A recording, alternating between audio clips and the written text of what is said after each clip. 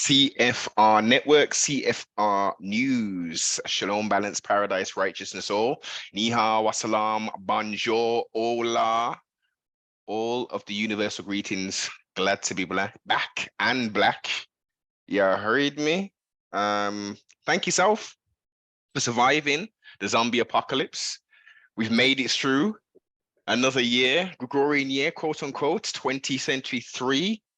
And we're in the building, man. We're in the building, the great state of Texas. I got a sibling with me right here, right now. I've known this sibling since 2010. We're going back some time, man. So I'm not even going to introduce the sibling. Please introduce yourself, sir. Peace and prosperity be to you, siblings. I am a father, Ha-Satan. Now, since me and the brother has known each other, I probably went through about 20,000 name evolutions on how many times I have changed my name, but I am Father Ha-Satan, a brother in knowledge, brother in wisdom. True indeed. And just to bring some additional context, I know this brother primarily by Dijin and AC, the Antichrist. Yes. For some now, they're going to be sitting back and saying, Noble, who have you got on the broadcast? But we're going to get into that, man. Sit back, get your popcorn, and we're going to have a real interesting, edumatating build. So let's start it off, man. Let's start off the journey, because you've got, and this is going to be a part one, because this sibling has got a wealth of knowledge, has a very in-depth story. So we're going to try and touch on as much as we can to get the foundation, spread some jewels here and there. So where do we start the journey? Where do we start the journey on your discovery of self? Is this post-Iraq? Actually, a little bit before that, because, it's so interesting. I was raised with an obsession of religion. And the obsession was, typical to everybody else. But you got to understand, when a child goes to church, Sunday, Saturday for choir rehearsal, Thursday and Wednesday for worship, prayer. And I literally was going to church probably like 4 days out of the week, bro. And I did that all the way up until I was 18 years old. Now, on the other side of my family, my aunt and my uncle that raised me, because I wasn't raised by my mother, my aunt and my uncle that raised me, my uncle was literally, I'm talking about one of the top witch doctors in Mississippi. While my aunt was one of the most devoted church members. She's the one that made me go to church. So I go to church, get out of church, and then I'll be completely just confounded by voodoo.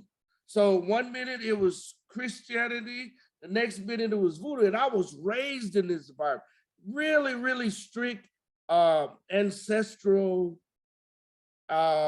religious practices, even the old school practices of Christianity, where, on some Sundays, all women wore white and they put the bonnets on and stuff like that. That's that old school Masonic Christianity, where the deacon was always, a member of the Masons. Of course. What denomination were we talking? We talking Mississippi. That's going to be Baptist, Methodist? Yeah. It was Shiloh Baptist Church.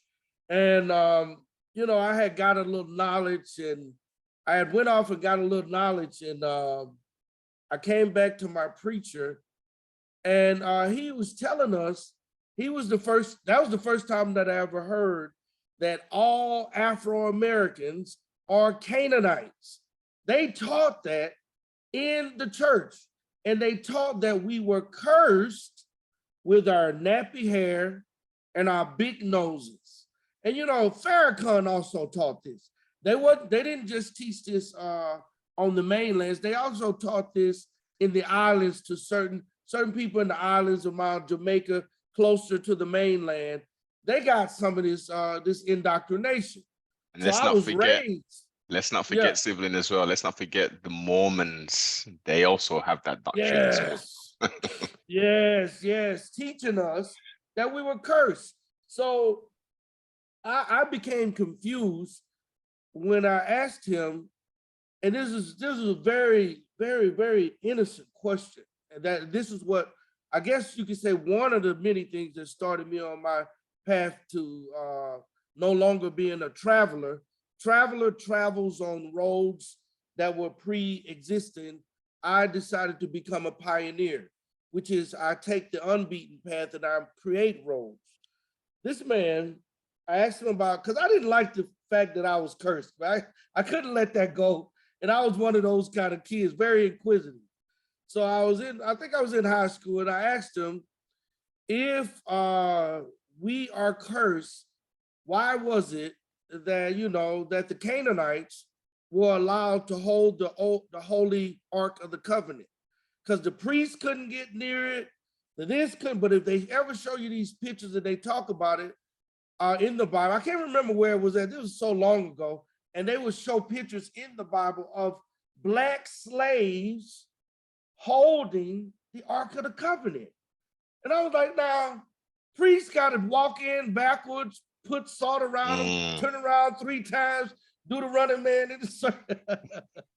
All this kind of shit, not to die just from being in the presence of the Ark of the Covenant. But these ancient pictures show Canaanites holding it, carrying it. They the one, that's the only way they could carry this thing. So I can't remember what his answer was, but it was less than enlightening. And that's what kind of that was one of the things that set me on the path of seeing Christianity from a different light, because in that same church, I seen grown married women kissing in the back. You know where all the plates? I used to be that little kid that'll sneak in the back where they have Sunday service and they got all the food back there, all the baked chicken and fried chicken. I sneak back there to get me something to eat early. And that's when you catch the deacon squeezing on somebody's wife. We used to see it all the time. Or we'll catch the little preacher's son having sex with somebody's daughter in the balcony. And I saw the hypocrisy in Christianity. I was very, very, very disappointed that for a little while, when I called myself becoming a Muslim, I got angry at Christianity. I wasn't angry at Christianity for the tenements or the actual belief system. I was angry at Christianity from the way I experienced it, and the man-made doctrine and traditions and customs that have been wrapped around that foundational teaching, which, as you say, it's pure hypocrisy. Well, I'm saying from my own person, I wasn't even that deep with it, man. Because when I really understand the hypocrisy, and we're going to talk about that, of Christianity is raw to the motherfucker, man. So is Islam, so is Judaism, so is Buddhism. It's just finding the light in these belief systems, because a lot of these belief systems, like Christianity, came from someone else. It came from somewhere else before Europeans got their hands on it, invaded it, and changed it and shaped and molded it to what it is today. Indeed. So you got to realize the original Christians, or the original concept of Christianity, is raw and basic. Let's say, for example, to be born again. That was one of the raw tenements of Christianity, which really meant we believed in reincarnation. We believed that we would come back as soon as possible. As a matter of fact, it was one of the driving forces in Christianity that we desired. I remember when my grandmother used to talk about how, you know what, I think such and so is my daddy. Or I think that was my brother that was born over there. You hear aunties say, hey, such and so look just like Uncle such and so they used to. I think that's him. We used to know these things. We used to know and understand what it meant to be born again, right? But when the white man came in, or when invaders came in, they transform the original tenements of Christianity, like that belief system, to be born again, into something minuscule and useless. Oh, to be born again means that you die and you go serve God for all eternity. Or to be born again means that you won't sin no more, and all of this other stuff that has no meaning. No, to be born again was literally, we believed in reincarnation, and we knew how to handle that. And this is one of the reasons why the Catholic priests created heaven and hell.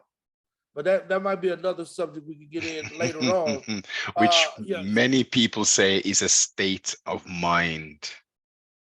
absolutely. Well, you got to realize how much every day we walk around believing in this particular thing. So you got some people who believes, man, when they die, they're going to go to this place and just walk around heaven all day. Oh, hallelujah. Yeah, right? So they believe that. And if they believe that, well, what happens is they go into this sort of prism or prison.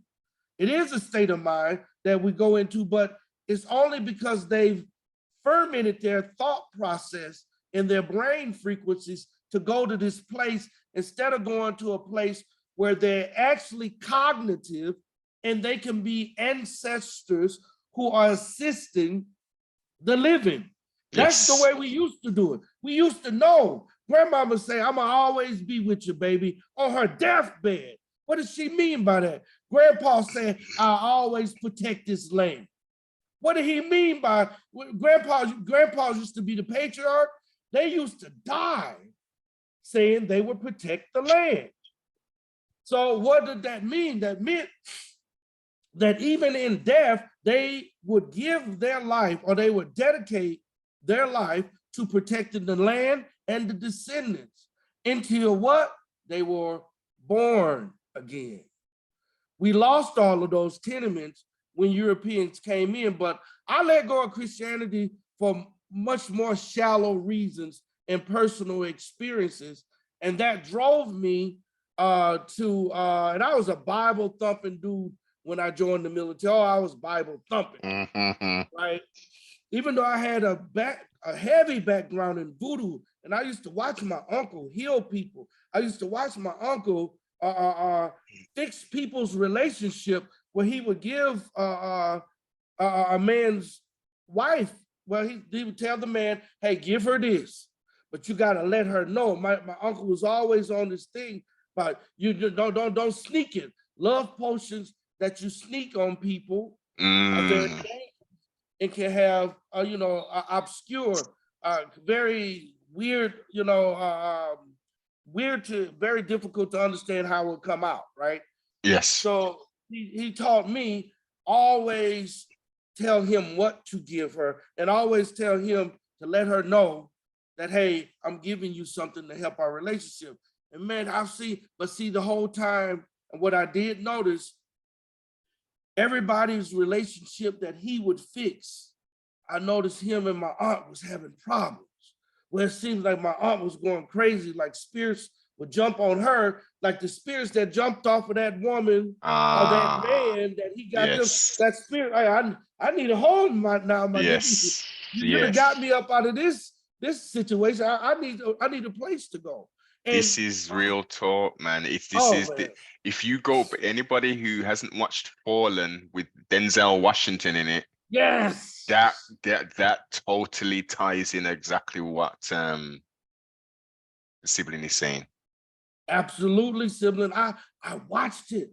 I watched my aunt lose her mind the more he would bless other people. So, and this is before I joined. Now, this is like my last experience of the voodoo side before I left, and what I learned. I learned that voodoo really means reap what you sow.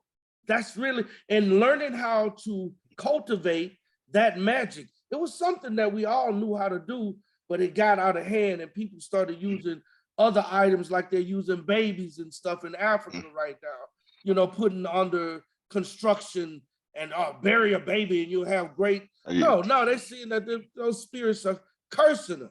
Yes. Yes. Yeah. Babies, grown men, teenagers, like, Yes. yes, in the foundations and of a lot of buildings, they've got some four corners. Let's get to the righteous. We discussed this particular element in regards to the devilishment side. When regards to the righteous side, if you can obtain some obsidian, some quartzes, and put those in the foundations on the four corners of your premises, as I've done and as many other people have done, that is going to bring forth prosperity. That's going to ward off those those spirits, those said spirits that we're talking about. You know what I mean? Well, you remember back in the days, you mess with crystals, you the devil. You mess with them tarot cards, you the devil. You mess with this, you the devil. All of that was known at one time to be satanic, But like I said, it's all about the law of reciprocity.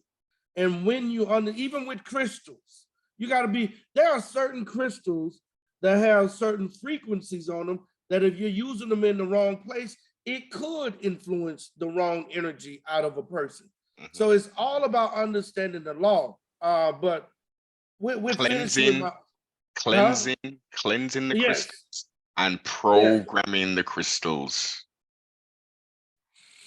Now, let me. Okay, I'm gonna tell you where I was at on the crystals, and then I'm gonna finish up with what I ultimately learned about voodoo with my uncle.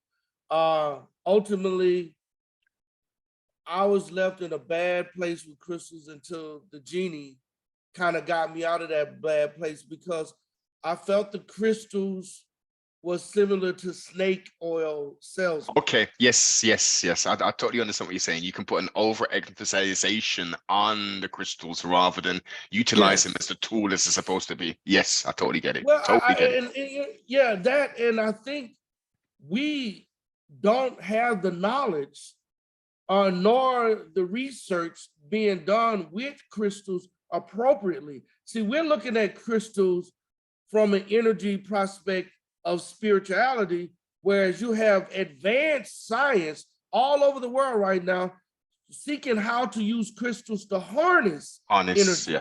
Yes. And how to emit energy and how to release that energy. And I think that's what's more important. Like even I was talking to this one sister, how she's learning how once crystals are heated up, they release their toxins.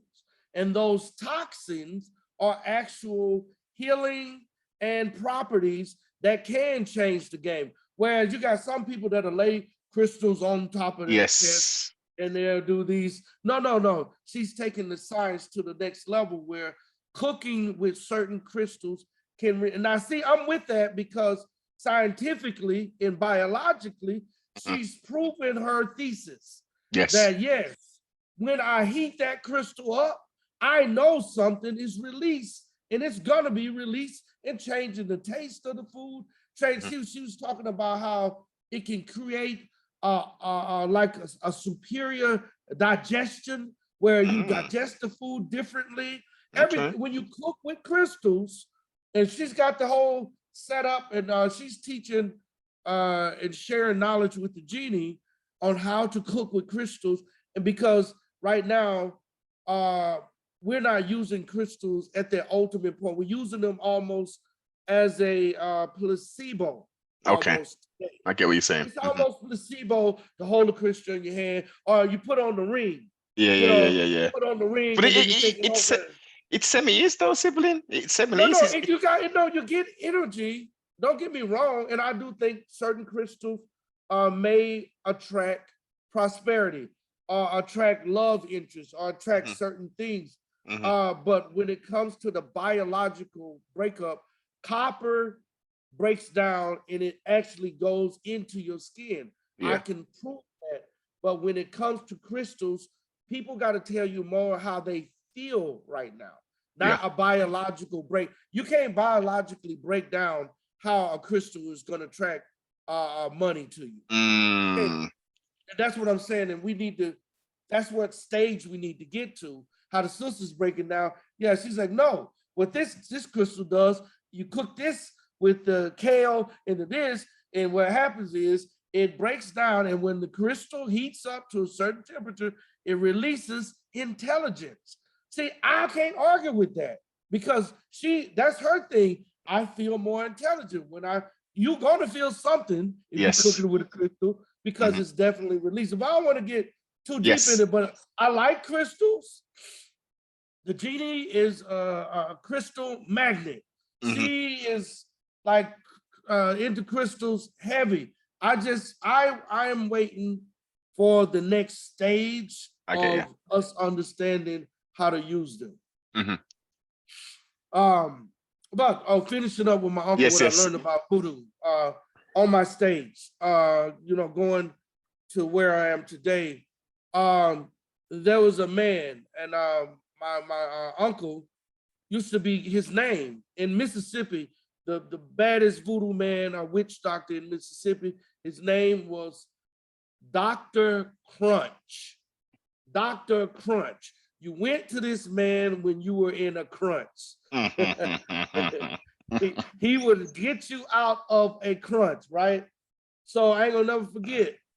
There was this man that he did a lot of work for, helped him get money. I mean, big time money. And this man was named Mr. Tripp. Mr. Tripp. And Mr. Tripp, and I told my uncle, because he said he's fixing something up for Mr. Tripp, because Mr. Tripp had got a diagnosis of stomach cancer. Damn. And they gave him like a year or so to live.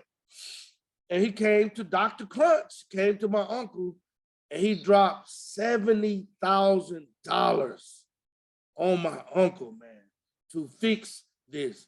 And he said, Tripp, I don't know if this is possible, how far this is gonna go, but I'm giving you my best. And man, Tripp's cancer was gone in less than 3 months. Mr. Tripp, and I told my uncle I don't feel right about it.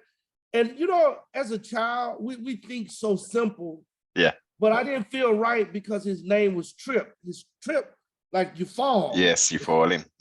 Yeah. So now Tripp is coming to you for this one deal, and my uncle did the spell for $70,000, and Mr. Tripp stomach cancer went away in less than 3 months. He even gave my uncle some more money, like 20 or extra 20. He was so happy. Gone, erased. My uncle died three years later from stomach cancer. Shit. 3 years later, man, I cried like a baby, man. My uncle died 3 years later from stomach cancer. So it's almost like he's attracting, as you said, that's two instances now. What? Yes. Yes. Voodoo, a lot of these things, the alchemy, it's all about understanding. Voodoo is not evil. It's understanding the alchemy of voodoo, how far to go, how far not to go, how to make sure a person use their own energy. The same thing with Christianity, the same thing with crystals. You must understand the alchemy of these things or you'll be lost. I went on to the military, and when I went to the military, I ran into a whole bunch of 5%ers. So I was just, what's today's mathematic, God? Oh man, I used to love spitting that math, boy. Oh, I used to love spitting that math. And I used to, and I felt, I felt empowered. The black man is God, which is actually a curse that we'll talk about later, but the black man is God. The black man is God. I ain't never heard that before. Nope. And then I got into Dr. York and I learned about Dr. York and Pookie. And oh man, I learned so much. And when I went to Saudi Arabia in Desert Storm and Desert Shield, I was over there with Desert Shield. It was like the very first one, before Desert Storm even started. And they offered us, whoever was a Muslim, you could make your Umrah, which is a pilgrimage at that time of the year. Mm-hmm. And I was like, of course, I would love to go to Mecca. So they literally, while we were over there, allowed us to make our Umrah, man. I went to Mecca, drunk from the well of Zim, ran around the Kaaba 11 times, kissed the black stone, did all of that stuff. I walked down the streets of Mecca where they got bricks that are paved with gold on the streets of Mecca. Serious? Yes. It was amazing. A big sign said, if you're not a Muslim, turn around now. Yeah, I was like, oh shit. I said, oh, it's real now. This is a road sign, man. You know how we have red city signs? They have religious signs, like it was in green and white, like a regular road sign, big ass sign saying, if you're not Muslim, turn around now. Like you will be prosecuted, like, whoa. So I went to Mecca, Medina, went all over that land. But while I was in Mecca, there was a woman from Sudan who was trying to kiss the black stone, and an Arab soldier who was standing over the black stone started whipping her with a fiberglass rod and said, Astaghfirullah, Habib, Astaghfirullah, no. Astaghfirullah, Habib. I was like, what the fuck is that? I don't care. You know, we almost had an international incident because we were like, no. So all the black soldiers from America, we teamed up, pushed everybody away from the black stone and opened it up for her to come and kiss that stone, man, and dared that fucking Arab to hit her one more time. We did that. And he let her kiss, and then he tried to apologize. No, my brother, you don't understand. She's haram. She's haram. How is she haram? Yeah, because she's a black skin, right? Abibs. Yeah, Abib. I said, we're Abib. He said, no, you're different. He tried to tell us we're different than these. And see, that division is the same division that the white boy did with us. Like, no, you got to see these as niggas. So that night, when we went back to our hotel in Mecca, the streets didn't look the same anymore. And guess what I saw? I saw little girls on the street selling pussy from these Abibs, these little black girls, 13 years old with babies, some of them holding babies. One of them walked to me up holding a baby, and I gave her money. She said, come. I said, no. I just got you take the money, you go with your baby. Come. And then the Arab guy, you go have fun. I was like, man, I was so mad.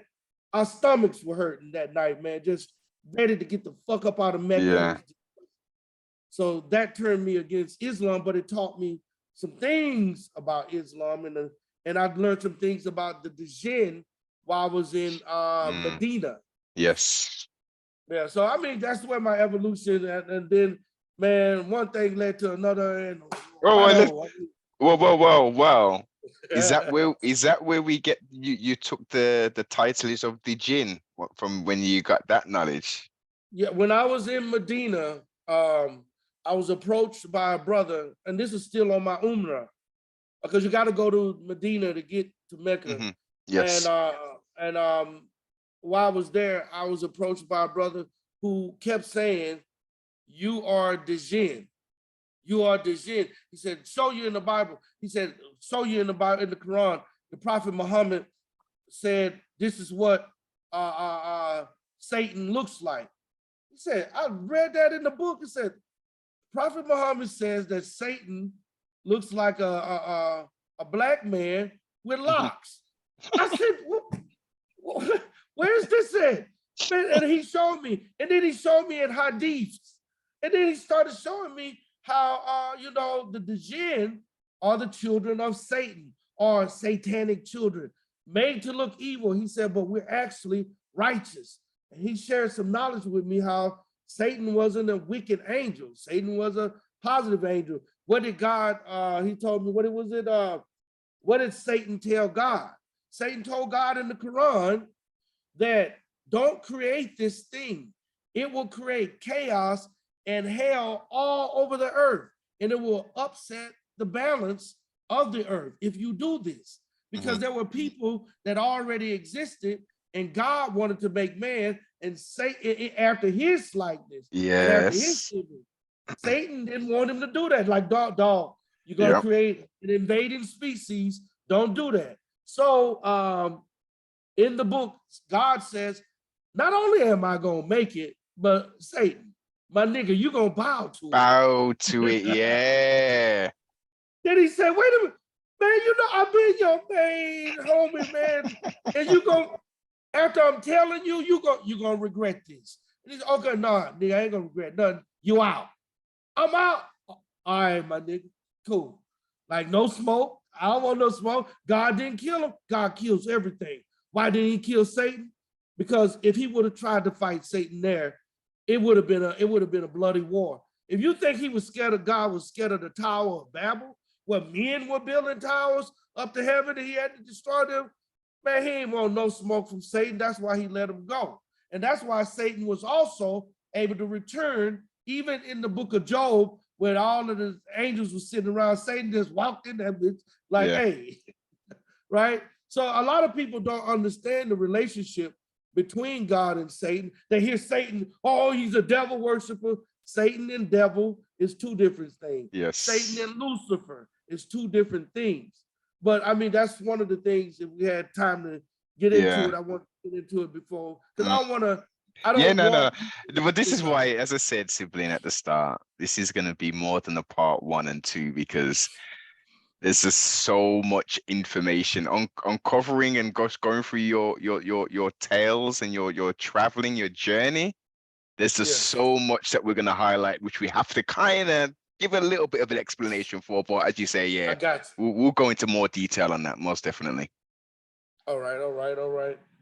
Well, leading up to now, sibling, my mission and what I realize is that I have been born to be the Ha-Satan, or Whoa. Now you've jumped a little bit, sibling. We can't we can't mix, you can't just, forget No, the where blood. you want me to go? We Where you want can't me to go? forget. We got to get to the point where Jijin taught 2012 was on Blog Talk. Yeah.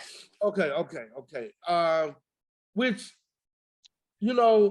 was for me a very difficult thing to do, because even with the word Dijin at that time and calling myself the Antichrist, see, all of that was me coming into the knowledge and being a young, angry man and not knowing or understanding how to harvest that anger.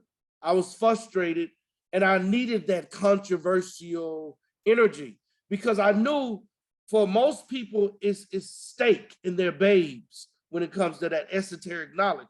If you tell somebody about the Dijin and you try to explain the Dijin to them, most people ain't ready for that. And I knew that, but I was so angry. But I came out with the show, Dijin Talk, through 2012, because, back then, the world was going to end in 2012. Yes, indeed. Yeah.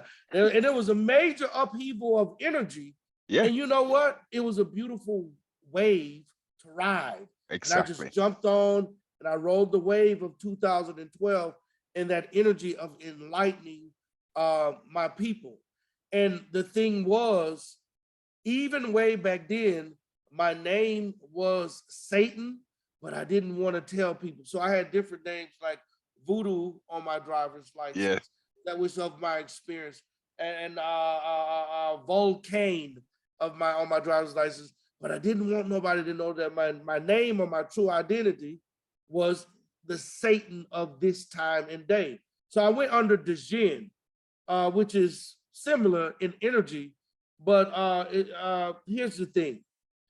Dijin or Satan or people of fire, you come to cleanse, you come to purify. And that was the concept of Dijin. I came with a fiery nature that was completely spew out knowledge like a fiery dragon that will burn and hurt people, man. And I ain't try to hurt people. I literally became possessed by the mission to share knowledge unfiltered. And that was my goal. It's like, no matter what, no matter who feelings it hurt, I'm going to share knowledge unfiltered. It was like a baby serpent using up all this venom in one bite. And that's the way it came off, because I gained a lot of good friends like yourself, brothers and siblings, like yourself. But I lost a lot too, because I was so harsh and I was so immature, sibling. The Gen Talk was a learning lesson for me. And I thank Blog Talk. Mhm. That was an excellent experience to have so much knowledge come out. I can still go back to those shows, man, and I could redo some of them shows today. I Oh was yeah. listening to something, I think it was Winter Wonderland show. I was listening to that last week. And I was like, man, I ought to redo this, the Yeah. winter time. I was thinking Indeed. about, yeah. Those shows are amazing. The knowledge on them shows are amazing. But I Sibling, let me did correct learn. you. Let me Yeah. correct you. Uh-oh. You don't do shows. You do broadcasts. There you go. The different Broadcast. a Yes. show is, as it says, it's a show. Yeah, Hello, it's Mammy. Hello, exactly. Mammy. Yeah. Let's get to Yeah. dancing. Yeah, yeah, yeah. Yeah. Yeah. We language, as you know, and as we've learned over this period of time, is so Yeah. important. We don't refer to our children as baby goats. Yeah. How we greet people is not by saying hell is low. You know, Mm, we don't do yes. shows because we're not here to do that there. We're here to edutain, provide edutainment, Yeah, educate. I love that take on the show. But here's one of the reasons why I use the show, and it used to get me a little bit, because that in the back of your In the mind. yes. Yeah, like, you should, just like calling their kids, their children kids and stuff like that, right? Hmm. But here's the Hmm. thing. Um, there is a piece of our people's mind who need to be entertained in order to be educated. So Exactly. there were times I did take on the persona of a show instead of a lesson. Like one brother told me, no, this ain't a show. No, this ain't a broadcast. This is a lesson. Or this is a build. 5% say this is a build. Build, So yes. different people. But I'm not defending the show, but Yeah. I am saying when you grow to a certain level, you have a mind of multiplicity where even the show becomes valuable, because our people are in a state of mind at this point in time where entertainment happens to be their greatest channel for learning. Yes. Hmm. So show 100%. ain't bad in that sense, you know what I'm saying? Yeah. It's so good. And as you say, you are back because you are controversial, sibling. You know Yes, this. The yes, information, as you say, you is a spitting fire. Information, outformation, as the Nuapians say, yes. information, midformation. You know what I mean? It was all flowing. And some people, and because it was a wave, listening to the broadcast, it was a wave of information. And some people, if they're not mentally mature, well, AC, the gin, like, 2 months ago or last year, you were saying this, and now you're saying Yes, like, yes, yes, yes. but we all growth and Oh, and that was development. the key. That was the key. That was one of, what? Thank you for bringing it up. That was one of the key parts of the show. We grow. And I would be the first to come out with a show and confronting myself. Hey, Yes. remember when I said this shit? Hey, Hmm. man, I just learned from this sibling, whoop de whoop de whoop, or I just learned from this experience. No, this is better. And then I found myself doing that less and less. And then I started realizing I was moving up to the higher, let's say, stages of knowledge that was out there, the Numi Elish, the Epic of Gilgamesh, Hmm. all these ancient books and all of these different studies. And when you get so much, it's like a collage that once you twist it just the right way, you don't just see a bunch of squares, shapes, and circles, you see a picture. And that's where I'm at now. I see a collage of information. I see the Bible. The Bible to me is beautiful, man. I love the Bible. I Yes. understand the Bible. The Bible is one of the most powerful books that is on the face of the earth. So is the Quran and other Bhagavad Gita, all of these books. But see, what people don't realize is you can't read them from the mind of infancy. Exactly, sibling. This is it. Yeah. And allowing the doctrine, the traditions to overcome your senses and what was written. Forget the pastor, forget the priest, the cardinal, the quote unquote father, because within that book it says, call no man father but me. Yes. You know what I'm saying? Yeah. So, Yeah. you know, as I always say, do the knowledge. He Well, only left you basic instructions before leaving Earth. It's your personal journey. It's nobody else's personal journey. It's your journey to read, to interpret, and to try and take the best from what you've read and apply it into your life. This is some real shit, man. That's called manifest. It's called manifest. And you know, the whole idea about manifest, just like with the father thing, and there's so many, like I was on brother Selah Shalom. Yes. I was just on his show a couple of days ago. We had a great bill, man, an amazing bill. And one of the things that happened was two of the other brothers that were building on there, they had two very excellent points that they could prove in the Bible. So here, go to this page. Flip this page. See, it says it right here. He said, oh yeah, then we go to this page. See, I can prove it right here.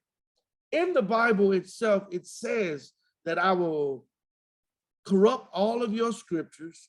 I will make your prophets lying prophets. You will not understand the truth. And in the book of Daniel, he said the truth is going to be locked away, and not even the elect shall be fooled. He said, only my elect are those who are truly with me in heart, shall have my law written up on their hearts. So when you read the Bible, if you don't read the Bible from your heart and you can't understand, like say you got some people who are Hebrew Israelites, and I say, brother, and this is like an intervention for a Hebrew Israelite, right? You got Esau and you got Isaac, right? You got Esau and Isaac right there. Isaac still his brothers. Isaac and Jacob. Isaac. I mean Jacob and Esau. Isaac is the father. Yeah. You got you. You're right. You know, thank you. But yeah, Jacob and Esau.